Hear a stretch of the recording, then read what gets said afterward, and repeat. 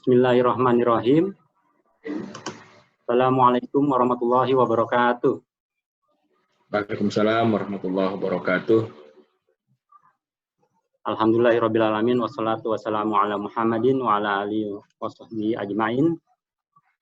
Bapak Ibu jemaah umati yang dirahmati Allah, alhamdulillah kita kembali berkumpul dalam kajian Ramadan umati. Insyaallah hari ini akan disampaikan oleh Bapak Ustadz Ahmad Syarot LCMA.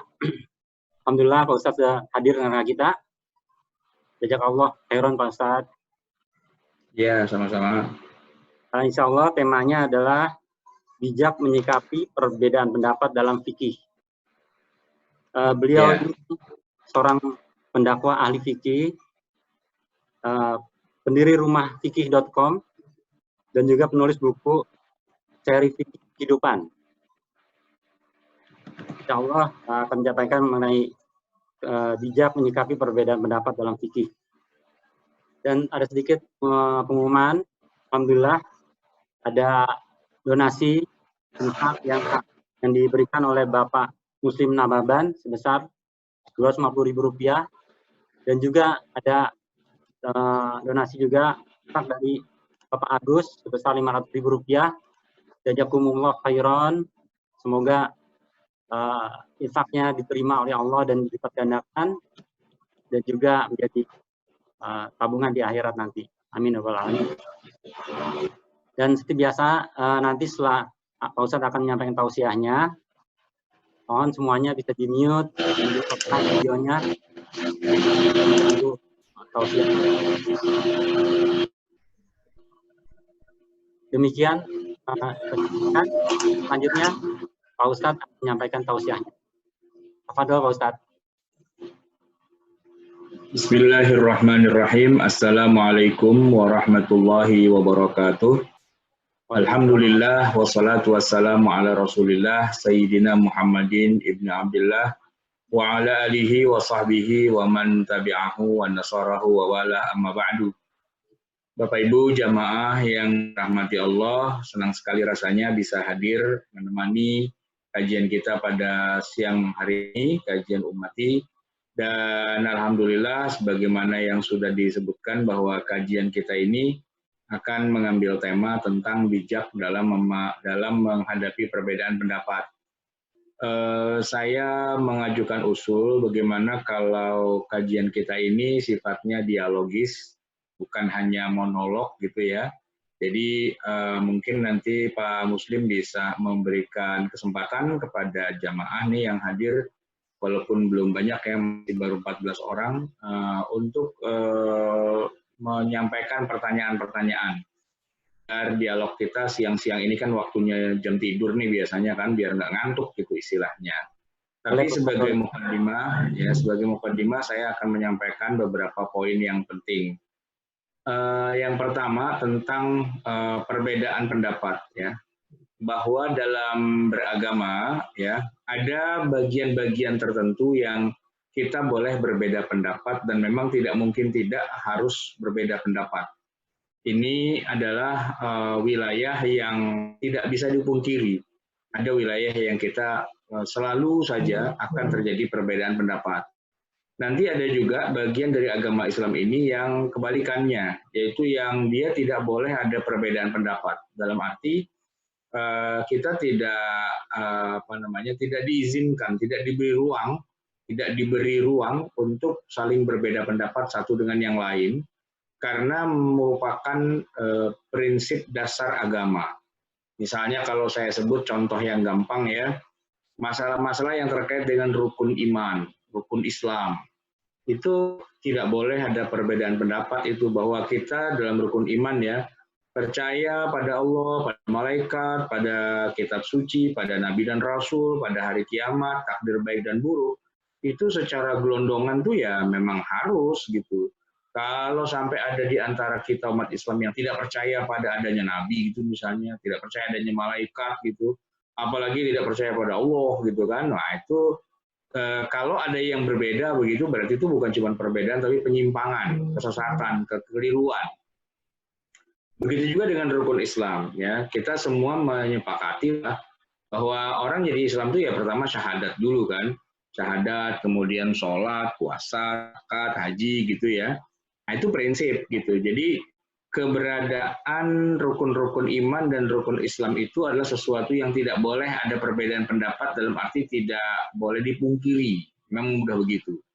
Tapi nanti sebagaimana tadi saya bilang, ada wilayah yang kita boleh berbeda pendapat. Misalnya nih kalau lagi ngomongin sholat ya, kalau bicara sholat sehari 5 kali, ya zuhur, asar, maghrib, isya, subuh, itu nggak boleh ada perbedaan pendapat. Cuma, nah yang jadi perbedaan pendapat itu kalau misalnya sholat nih ya, yang benar itu tangannya di atas begini, atau segini aja, sedada gitu ya, terus naruhnya di dada sini, apa di sini, apa di bawahnya gitu. Nah itu kan wilayah yang sudah masuk ke wilayah yang teknis, di mana pada konteks yang teknis itu ya kita dibolehkan atau diberi ruang untuk saling berbeda, bahkan tidak mungkin tidak berbeda karena memang sumbernya atau rujukannya dari nabinya itu memang sudah memberi arah ke sana. Ada hadis yang sebutannya Nabi kalau tangannya di sini, ada yang di sini, ada yang di sini gitu tuh. Itu masing-masing ada hadisnya gitu dari Nabi. Nah, jadi kalau pun kita mau cari siapa nih yang bikin masalah kok jadi beda-beda, sebenarnya nggak usah jauh-jauh karena sumbernya yaitu Nabi Muhammad sendiri juga ketika mencontohkan ibadah sholat itu rupanya sholatnya juga udah beda-beda. Nah, jadi perbedaan-perbedaan itu balik lagi ke yang awal tadi saya katakan, ada yang kita diizinkan atau dibolehkan untuk saling berbeda pendapat gitu ya. Tapi ada juga yang kita tuh tidak diizinkan, tidak diberi ruang untuk berbeda pendapat. Apa yang membedakannya? Biasanya kalau yang nggak bisa berbeda pendapat itu masalah-masalah yang fundamental, masalah yang prinsipil, masalah yang besar tapi sifatnya gelondongan, besarnya doang gitu ya. Sholat itu wajib dikerjakan 5 waktu, itu kan gelondongan gitu kan. Nah tapi kalau sudah yang wilayah khilafiyah itu biasanya masuk ke wilayah yang perintilan, yang kecil-kecil, yang sifatnya memang teknis gitu ya, dan memang dalilnya atau sumbernya memungkinkan untuk terjadinya perbedaan pendapat itu. Cuman kan masalahnya kadang-kadang di antara kita itu tidak bisa membedakan mana yang boleh berbeda, mana yang tidak boleh berbeda. Seolah-olah beragama itu ya harus sama banget gitu ya, padahal enggak. Agama Islam itu dari Al-Qur'annya saja ketika turun itu sudah dari awal sudah beda-beda bunyi ayatnya, bahkan juga istilahnya turunnya ayat Quran itu kadang-kadang nggak cuma sekali ya, bisa 2 kali, bisa 3 kali, bisa 4 kali, disesuaikan dengan konteks yang dibutuhkan. Satu ayat itu udah pernah turun, ternyata turun lagi dengan penyebab yang berbeda. Makanya kalau kita baca kitab Asbabun Nuzul tuh ya, kita akan menemukan bahwa ternyata penyebab turunnya satu ayat itu bisa beda-beda. Rupanya ayatnya pun juga turun kali-kali, nggak cuma sekali gitu kan, menghadapi atau bagaimana menyikapi suatu masalah gitu. Nah jadi balik lagi ke yang awal bahwa tidak seluruhnya perbedaan itu menjadi haram ya.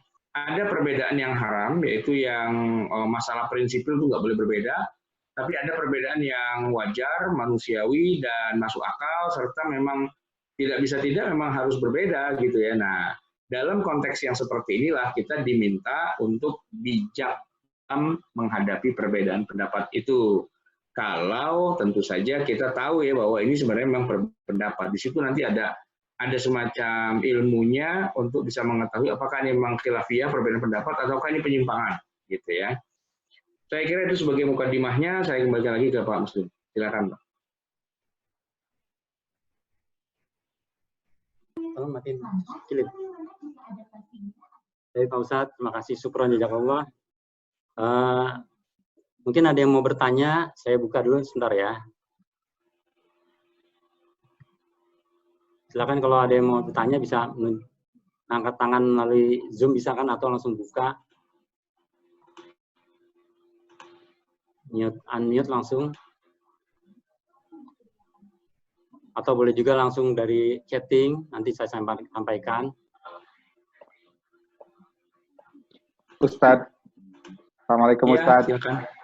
Ya, mau tanya Ustadz. Ya, silakan. Kadang-kadang kita dalam hal masalah fikih itu kan saling bersih tegang ya Ustadz ya. Ya. Karena mempertahankan prinsipnya masing-masing. Ya. Nah, bagaimana kita mensikapinya dan cara kita untuk supaya kita itu tidak menyalahi apa yang disampaikan Rasulullah dalam hal mensikapi hal perbedaan tersebut. Gimana Ustaz? Ya. Makasih. Ya, baik. Jadi satu hal yang perlu kita catat sebelumnya, sebelum yang lain-lainnya gitu ya. Tadi saya katakan bahwa ada wilayah yang kita boleh berbeda pendapat. Jadi sumbernya dari Nabi sendiri memang sumber perbedaan pendapatnya itu. Oleh karena itu maka kalau kita sekarang dalam kenyataannya bukan hanya masalah fikih sebenarnya ya, di semua masalah akidah, masalah fikih, masalah sebutlah bahkan dalam ilmu-ilmu yang eksak sekalipun ya, termasuk ilmu bahasa dan sebagainya, semua cabang ilmu itu punya perbedaan-perbedaan pendapat. Tapi kalau yang namanya fikih memang terasa perbedaannya karena ya porsi orang membutuhkan ilmu fikih itu lebih banyak. Karena kan dia lebih merupakan hukum-hukum yang sifatnya praktis keseharian. Jadi setiap hari akan berhadapan dengan masalah fikih. Nah, begitu dilihat kok setiap masalah fikih itu ada perbedaan pendapat, terkesan seolah-olah yang beda pendapat itu cuma fikih doang. Gitu. Padahal enggak, ilmu tafsir itu banyak perbedaan pendapat, ilmu hadis pun banyak perbedaan pendapat. Jangan mikir kalau suatu hadis itu sudah sahih gitu ya, lantas seluruh ulama hadis itu kemudian sepakat sahih gitu, enggak juga. Ya, hadis yang disepakati sahihnya itu sedikit gitu. Tapi kalau hadis yang begini, menurut satu ulama hadisnya sahih, menurut ulama yang lain hadisnya tidak sahih, padahal hadisnya itu juga. Itu banyak. Itu banyak.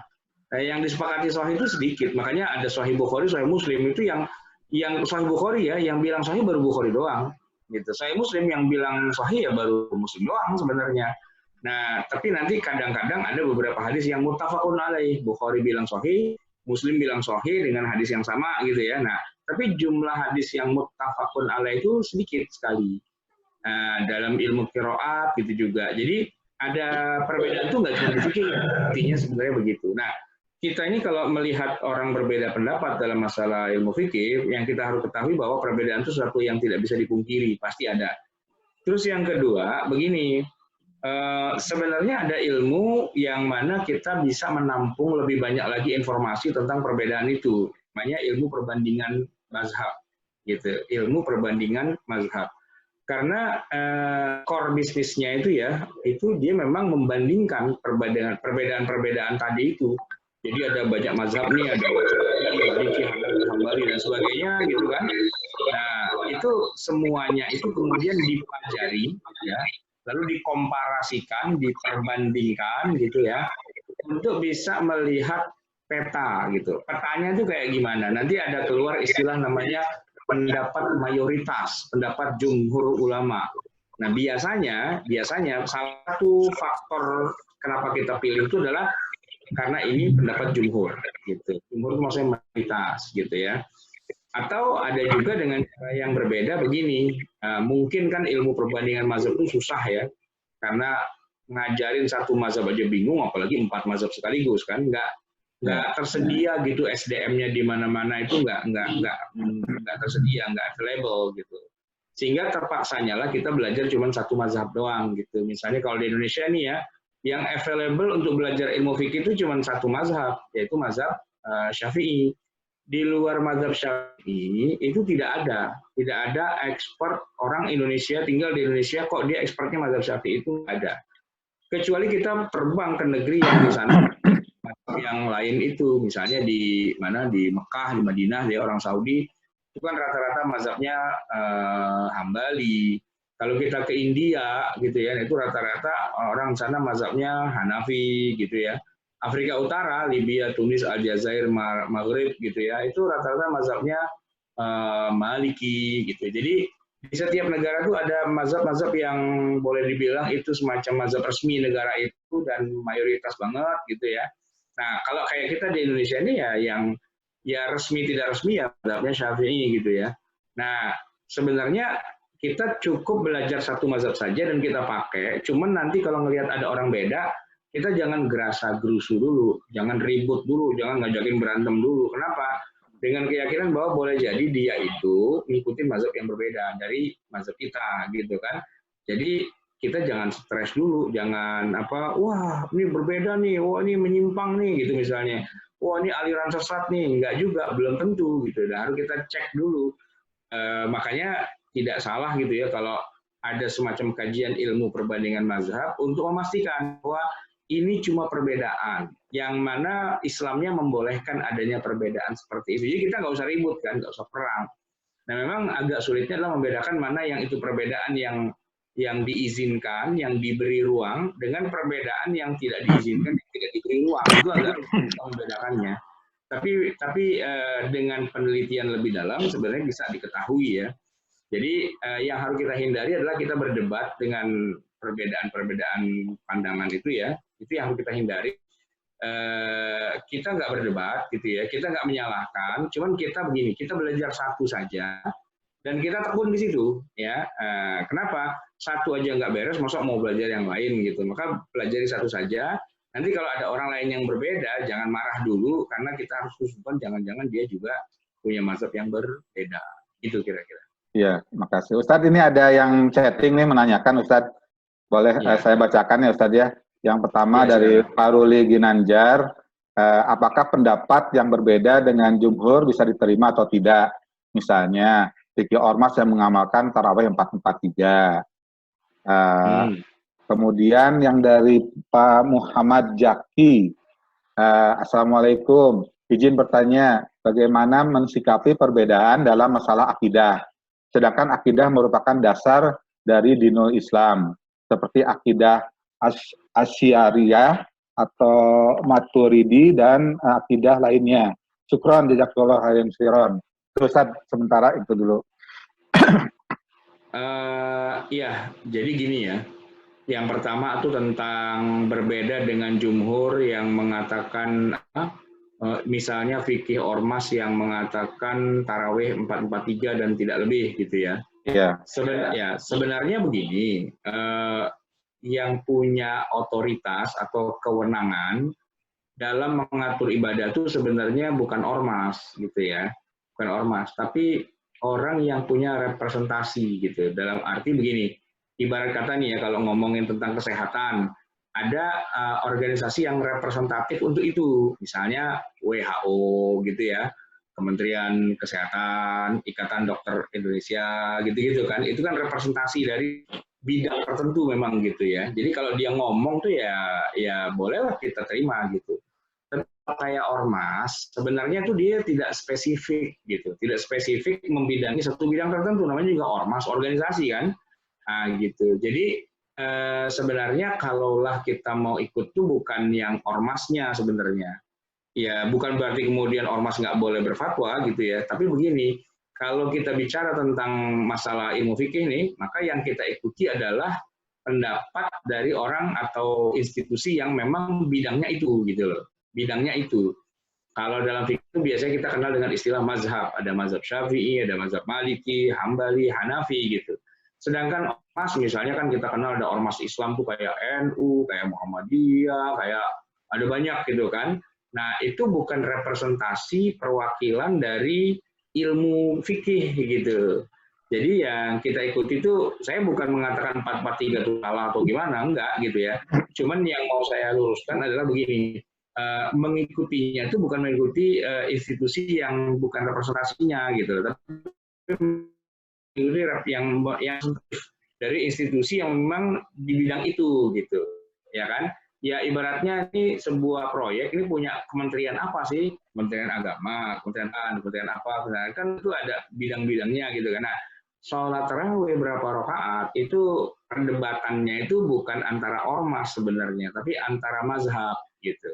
Nanti ada mazhab Syafi'i, mazhab Maliki, Hambali, Hanafi, begitu sebenarnya. Nah, maka ketika kita kembalikan dulu nih kepada yang memang apa namanya, memang bagiannya lah gitu ya, memang itu dunianya dia gitu kan. Nah, sesama dengan para pakar bidang itu, kalau terjadi perbedaan pendapat, ya kita boleh pilih yang mana, gitu. Nah biasanya kalau jumhur itu adalah gini kan, 4 mazhab nih misalnya, 3 sepakat, 1 enggak, gitu. Nah itu yang dibilang jumhur itu yang 3 itu, kira-kira begitu kan.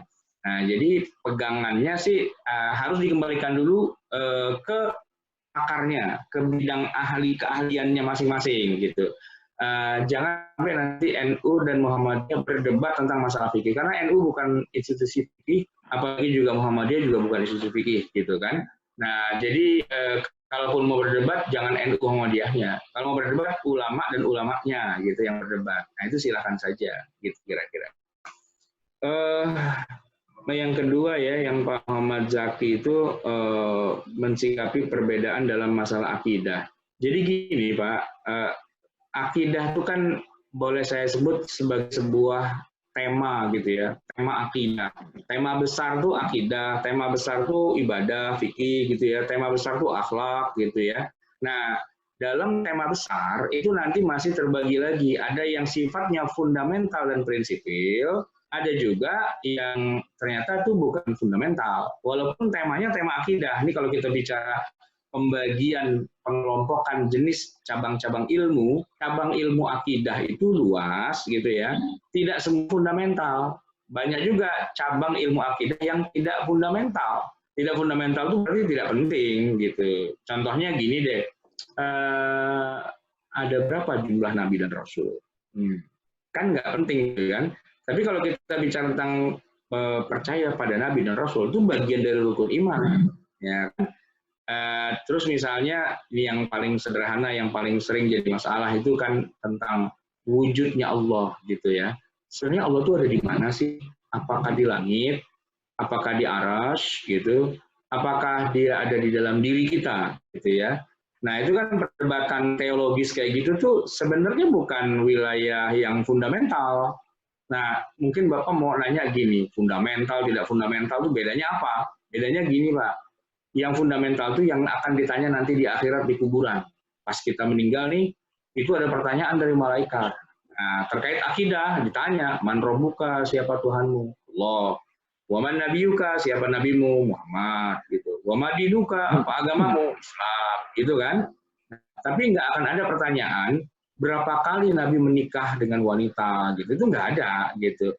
Kitab yang turun kepada Nabi Ibrahim namanya kitab apa? Nah itu bukan fundamental, itu nggak akan ditanya kayak gitu-gitu.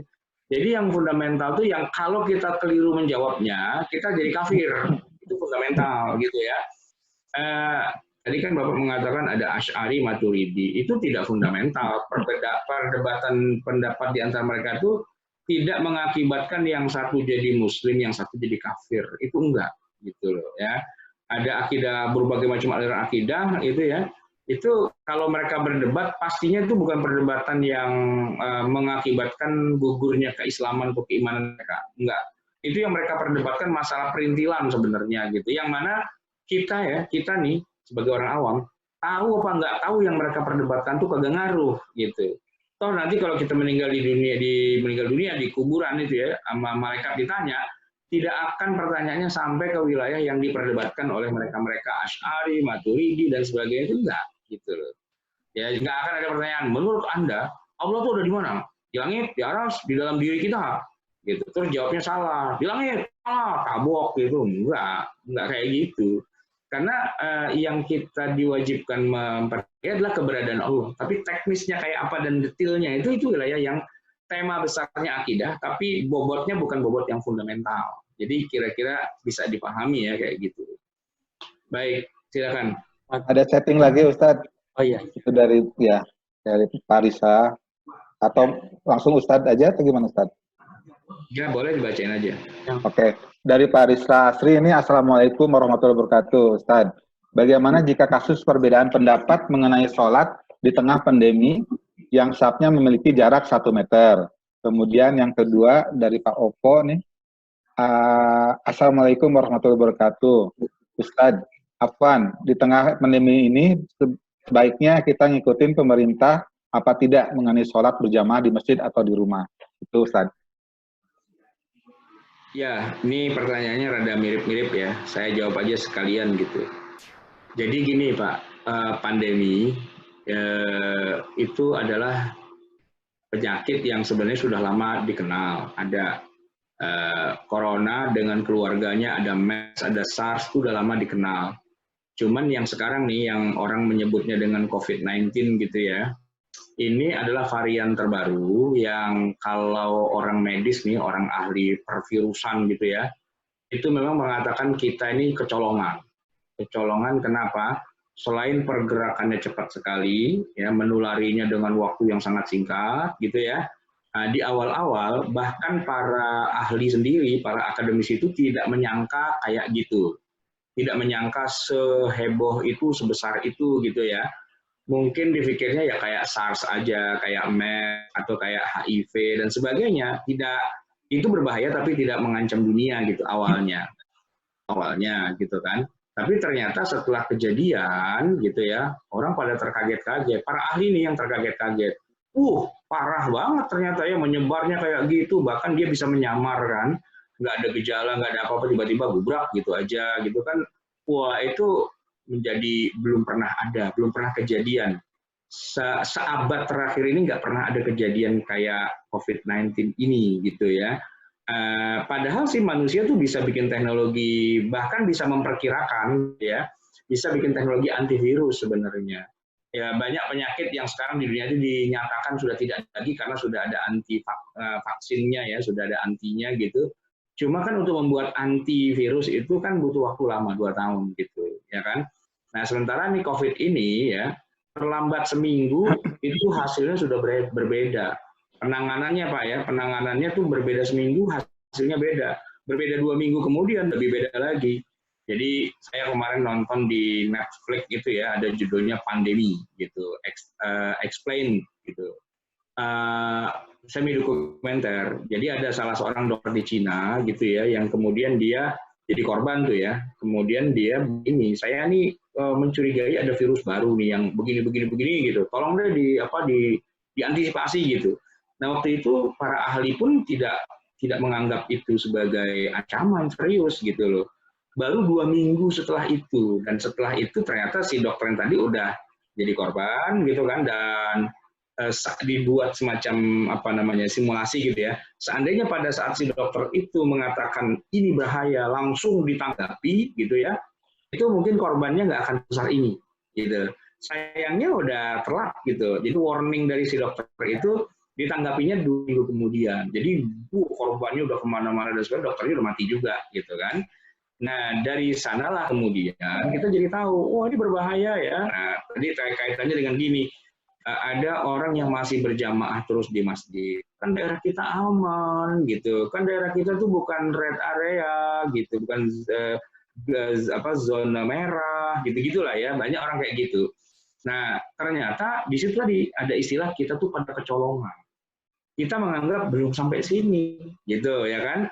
Ternyata para ahli itu juga kecolongan mereka. Mereka pikir juga nggak mungkin kayak gitu deh gitu. Paling kayak SARS gitu, kayak Ebola gitu-gitu ya, masih berpikirnya. Ternyata enggak, ini emang dahsyat banget itu penyebaran dan sebagainya gitu. Nah, oleh karena itulah maka beberapa negara ya kayak Saudi Arabia, kayak Yaman, kayak mana-mana itu belajar dari kesalahan para pemimpin dunia yang lain gitu. Italia misalnya, Amerika itu salah gitu loh.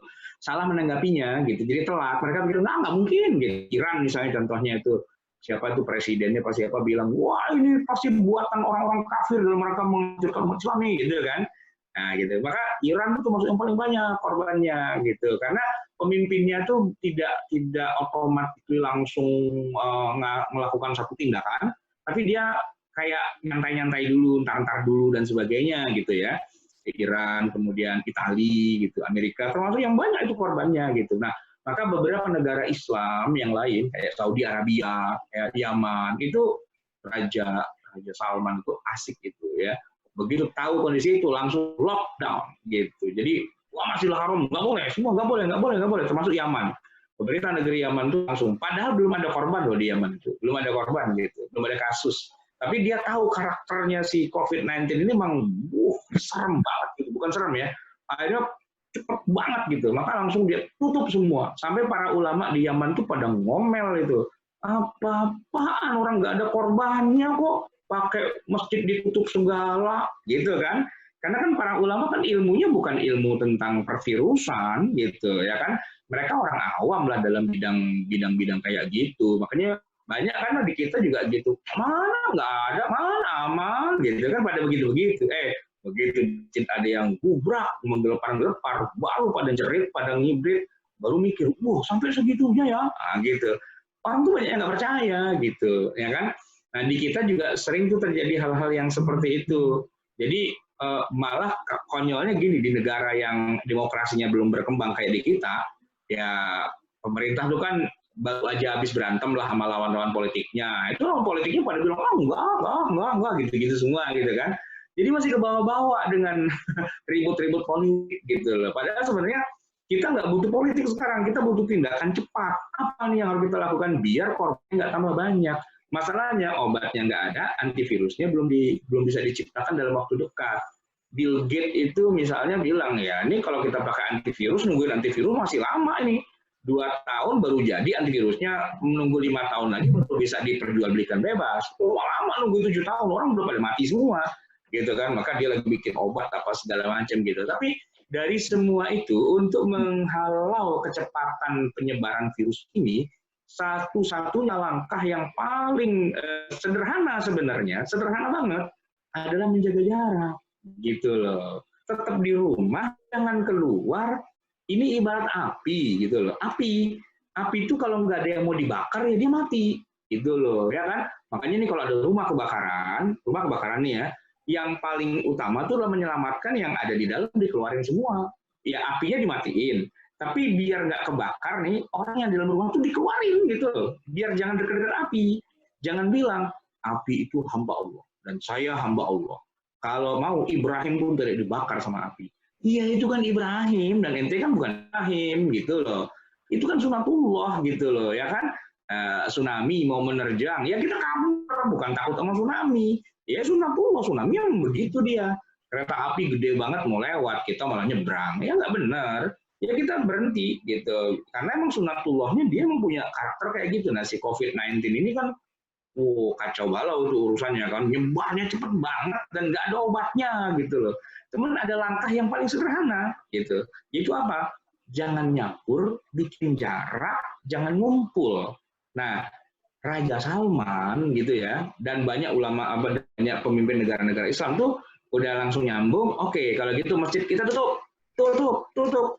Nah, gitu. Haji tutup, umroh tutup, semua tutup gitu. Kenapa? Ya kita nggak punya obat gitu. Nah, caranya adalah jangan pada kumpul. Nah, itu di negara-negara tertentu bagus itu, ya kan? Ada korban 1-2 tapi bisa ditahan gerak lajunya. Tapi ada negara-negara yang ya memang rakyatnya juga susah juga sih ya. Jadi dibilang jangan kumpul, pada kumpul gitu. Nah itu yang kayak gitu-gitu udah jadi pelajaran. Sekarang saya alhamdulillah saya nggak melihat lagi ada masjid yang masih ngeyel balelo kayak gitu. Nggak, udah pada tahu sekarang gitu. Tapi awal-awal itu mereka masih pada gitu, masih pada nggak percaya gitu istilahnya. Ini kan masalah perkembangan teknologi ya. Memang ya orang punya akses yang mungkin yang berbeda-beda gitu. Saya kira begitu ya jawabannya. Jadi kita bukan ngikutin pemerintah sih sebenarnya gitu. Pemerintah bertanggung jawab untuk menjaga rakyatnya. Dan kita tahu ilmunya bahwa satu-satunya cara hari ini agar pandemi ini tidak memakan korban lebih banyak lagi adalah kita social distancing ya, physical distancing. Jadi kita mencegah jangan sampai menyebar. Nah, para ulama kemudian memberikan lampu hijau. Oke, bahkan kalaupun harus tidak Jumatan pun nggak apa-apa. Nah, gitu kan mereka sudah ngasih rekomendasi. Al-Azhar ya kan, kemudian Saudi Arabia, Yaman, Turki, semua udah kasih, udah yang resmi yang besar-besar. MUI kita di Indonesia sudah. Tapi kalau ustadz kecil-kecil ada yang mau fatwanya berbeda ya terserah lah. Sekarang dia ngomong begitu, besok kalau keluarganya ada yang mati, mungkin dia akan berubah cara berpikirnya. Gitu loh. Oke. Baik Pak Ustadz, syukron jazakallah. Ini ada pertanyaan lagi. Bagaimana menyikapi kelompok tanpa mazhab? Mungkin Pak Ustadz bisa menyampaikannya. Kelompok tanpa mazhab ya. Sebenarnya sih saya ingin mengatakan begini. Tidak ada di Indonesia ini orang yang tanpa mazhab. Nggak ada. Semua pasti bermazhab. walaupun dia tidak tahu atau tidak ngaku. Ini dua hal yang berbeda ya. Kalau begini misalnya, kayak misalnya kita nih sholat. Sebenarnya kita nih kalau sholat, ibadah dan sebagainya, sebenarnya kita pakai mazhab apa sih? Gitu ya. Sebenarnya kita pakai mazhab Syafi'i. Gitu. Dan begitulah yang terjadi di semua negara. Kalau dia orang India, di India, di Pakistan, pasti dia pakai mazhab Hanafi. Kalau dia orang Saudi, pasti pakai mazhabnya Hambali. Dan kalau dia di Afrika Utara itu pasti pakai mazhabnya Maliki. Pasti itu. Kenapa? Karena yang ngajar ilmu fikih itu udah pasti orang yang punya mazhab. Dan dia nggak mungkin ngajar sesuatu yang bukan dia kuasai, gitu kan. Nah, di Indonesia tidak ada ulama yang ngerti ilmu fikih, gitu ya. Lalu fikihnya ini pakai fikihnya mazhab yang lain di luar Indonesia. Enggak, mereka pasti lokal gitu, ya kan? Jadi basically tetap bermazhab Syafi'i semuanya gitu. Tapi memang kadang-kadang ada 1-2 orang yang gitu ya, dia nggak mau setia dalam arti secara totalitas gitu. Ya, jadi sebenarnya dia basically tetap Syafi'i sih, nggak berubah dari Syafi'inya sebenarnya. 90%-nya itu tetap Syafi'i. Nah, nanti dia bermain itu di wilayah 10%-nya, gitu loh. Dalam kenyataannya gitu, kalau nggak percaya saya kasih contoh nih ya, betapa Syafi'inya kita, gitu loh. Daging babi itu, kalau dalam mazhab Syafi'i, itu dianggap najisnya itu najis mughalladhah. Jadi kalau kita dicium sama babi, ketemu di jalan, babi cium tangan sama kita, tangan kita tuh najisnya najis mughalladhah. Pakaian kita kalau dijilat sama babi, najisnya mughalladhah dalam arti harus dicuci 7 kali, salah satunya pakai tanah. Udah begitu semua, gitu kan. Padahal kalau kita ke India itu nggak dicuci 7 kali. Kalau kita ke Saudi nggak dicuci 7 kali.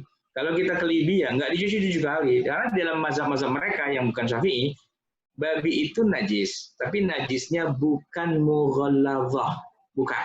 Najis biasa, gitu. Haram dimakan iya, najis iya, tapi bukan mughalladhah gitu. Nah, yang bilang najisnya mughalladhah itu hanya Syafi'i.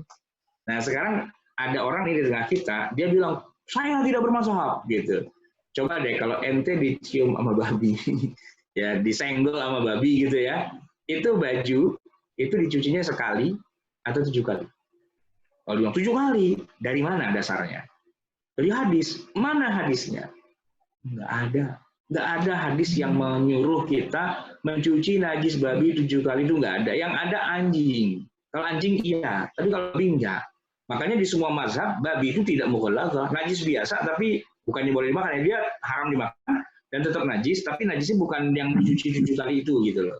Nah, mazhab Syafi'i mengatakan babi najis dan dicuci 7 kali karena dia najis mughalladhah. Hadisnya nggak ada, dikias dengan anjing. Satu-satunya yang melakukan kias itu hanya mazhab Syafi'i gitu. Dan kita orang Indonesia itu mazhabnya Syafi'i karena kita mengatakan bahwa babi itu najis mughalladhah gitu ya. Maka tidak ada orang yang tidak bermazhab sebenarnya gitu. Yang ada adalah dia bermazhab Syafi'i, cuman dia nggak tahu atau dia nggak ngaku gitu. Dan dia sok bilang begini, saya tidak pakai mazhab ya, saya bebas mazhab gitu, ya kan? Gitu. Ternyata yang dia bilang bebas mazhab itu cuma 10%, gitu. Wilayah 10%-nya aja. Yang 90% tanpa sadar dia tuh sudah bersyafi'i sebenarnya. Tapi dia nggak sadar bahwa dia tuh sebenarnya ngikutin mazhab Syafi'i karena dia siapapun orang yang mengaku dia beragama, pasti dia akan menyerap ilmu dari sekelilingnya, dari negeri tempat dia tinggal gitu, pasti dia akan menyerap itu. Pasti, nggak mungkin enggak gitu loh. Dan yang diserap pasti yang ilmu yang ada di sekitarnya, bukan ilmu yang di balik bumi sana itu enggak. Ya yang di sini, yang dekat-dekat sini gitu, pastinya dapatnya itu. Jadi yang sebenarnya di Indonesia atau di semua negara itu pasti bermazhab, nggak mungkin enggak gitu ya. Tinggal nanti dia ngaku apa enggak gitu kan. Nah, ketika dia enggak ngaku, terus dia mengatakan saya tidak pakai Syafi'i, saya pakai ini, nah itu di wilayah yang kecil aja sebenarnya gitu. Nah, dalam hal ini memang kita tidak ada kewajiban sih untuk pakai satu mazhab seterusnya sampai 100% itu enggak gitu loh. Tapi secara alami dan natural gitu ya, siapapun orang pasti akan tercelup, akan terwarnai dengan mazhab yang berkembang di negerinya gitu, otomatis gitu. Jadi pertanyaan itu ya nggak masalah sih kalau sampai dikatakan bahwa orang itu tidak bermazhab gitu ya. Maksudnya mungkin dia tidak belajar ilmu fikih secara runut dari satu mazhab. Nah, ini memang yang terjadi kebanyakan kita tuh begitu. Rata-rata kita orang Indonesia ini belajar fikihnya tuh sangat sedikit gitu, tidak meluas gitu. Jadi banyak hal yang dia nggak tahu gitu. Kalau ilmu pendidikan umum mungkin tinggi, tapi ilmu agama tuh sedikit sekali, jatahnya cuma sedikit. Makanya lebih banyak nggak tahunya, lebih banyak ikut-ikutannya daripada dia sendiri tahu dalilnya dan tahu hukumnya kayak gimana gitu ya. Oke, silakan. Baik Pak Ustadz, ada satu lagi pertanyaan, mungkin karena udah jam 1, satu lagi tanya nih dari Pak Steo, tata cara zakat fitrah online apakah berlaku saat ini? Syukron. Jadi gini, zakat fitrah itu masalah tinggal teknisnya mau dibikin online apa enggak sih, itu bisa diatur ya sebenarnya. Kayak gini nih contohnya, ini kan sekarang lagi orang nggak mau ke pasar ya, kita menjaga jarak, nggak usah ke pasar, terus kita beli segala sesuatu online gitu. Nah, secara teknis ya, ketika kita beli online kan kita bisa bilang begini, ini tukang beras nih di pasar, Bang beli beras ya 2,5 kilo, tolong dikirim ke rumahnya si Fulan. Ini saya transfer duitnya ya, kita transfer duitnya, terus dia anterin beras ke rumah si Fulan. Itu kan secara fisik tuh kita sebenarnya lagi zakat, tapi zakatnya nggak pakai beras yang ada di dapur kita, tapi berasnya ada di tukang beras gitu kan. Yang keluar dari kita tuh duit doang. Dan karena zaman sekarang sudah bisa online ya kita online gitu. Cuman secara hierarkinya, secara apa namanya implementasi aslinya tetap saja tukang beras nganterin beras ke rumah mustahik gitu. Nah itu kalau menurut saya yang begitu nggak ada masalah gitu. Yang jadi masalah tuh begini, kita transfer duit ke orang yang menjadi mustahik gitu ya. Lalu oleh yang mustahiknya itu tidak dibelikan beras, tapi malah buat masang judi togel, gitu misalnya. Jadi nggak kena sasaran, gitu ya. Sasaran kepada orang miskinnya iya, tapi sasaran fungsionalnya itu nggak dapat, gitu. Karena boleh jadi dia itu menyalahgunakan gitu, uang yang kita kirimkan ke dia. Bukan untuk yang seharusnya dia belikan, yaitu beras dan sebagainya, tapi malah untuk hal-hal yang lain, gitu, yang di luar itu. Ya kalau melihat dari sudut pandang kitanya sih sudah sah, nggak masalah. Artinya sudah gugur kewajiban membayar zakatnya ya. Tapi kalau dilihat dari sisi sisi yang lainnya gitu ya, itu jadi kurang tepat sasaran. Karena sasarannya adalah zakat itu memberi makan sebenarnya. Memberi makan itu makanan pokok yang bisa disimpan. Jadi intinya kita ngasih beras yang mana itu buat simpanannya dia sekian lama untuk ke depan gitu ya. Itu kalau kita bicara zakat fitrah. Arti kata fitrah itu kan makanan gitu. Cuman memang di zaman sekarang sudah banyak bergeser. Ya orang ngasih zakat itu ya pertama duit gitu ya. Dan arahnya juga nggak diarahin buat jadi makanan. Ya nanti ya kayak THR gitu ya buat beli baju lah. Buat jalan-jalan, buat nonton, buat poya-poya gitu kan. Nah, di situ kalau secara hukum syariahnya apakah zakatnya sah gitu ya.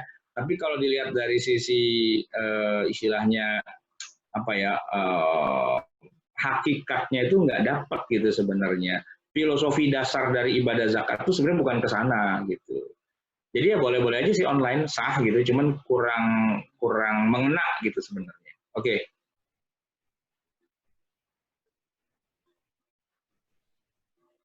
Baik Pak Ustadz, sepertinya waktunya sudah jam 1 lewat. Mungkin ya bolehlah kalau misalnya ada pertanyaan satu lagi, kami persilahkan langsung bisa di unmute.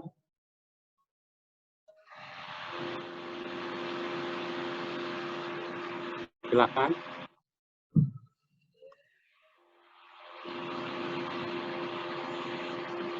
Ini kalau tidak ada, saya ditutup, Pak Ustadz. Baik. Ya. Baik jemaah sekalian, semoga apa yang kita bicarakan pada siang hari ini mendapatkan keberkahan dari Allah Subhanahu wa taala walaupun dalam keadaan kita harus tiarap di rumah masing-masing, tapi semoga ibadah Ramadan kita tetap bisa berlangsung dengan baik, bisa menjadi ibadah yang mungkin malah paling baik di antara Ramadan sebelumnya karena kita punya banyak waktu dan kesempatan. Semoga Allah merahmati kita semua, mengampuni semua dosa kita, dan semoga akhirnya Allah bisa memasukkan kita ke dalam surganya, dimatikan kita dalam keadaan husnul khatimah. Amin ya rabbal alamin. Saya mengucapkan mohon maaf lahir dan batin atas segala kekurangan dan kesalahan. Akhirul kalam, wabillahi taufiq wal hidayah, walakum minkum, wassalamualaikum warahmatullahi wabarakatuh. Waalaikumsalam warahmatullahi wabarakatuh. Syukron jazakallah Pak Ustadz. Sangat bermanfaat. Dan saya infokan juga besok insya Allah akan ada kajian juga di Umati, yaitu Dr. Rahmat Hidayat Lubis MA, Ustadz Dr. Rahmat Hidayat Lubis MA, LCMA. Insya Allah besok ada kembali. Demikian ngajian kami, dan jika ada yang mau berpartisipasi untuk memberikan infaknya untuk kajian ini, karena insya Allah tiap hari kita mengajarkan mengajarkan kajian Ramadan ini, kecuali saat Jumat, Sabtu, Minggu ya, bisa transfer ke rekening Umati yang saya share ini, yaitu rekening Bank Muhammad Indonesia 301-019-7631-7637 301-101-97637 itu atas nama Insinyur Aep Saiful Bahri, Bank Muhammad Indonesia, dan bisa konfirmasi ke nomor telepon di bawah ini 0817-913-2122 atau 0817-736-119.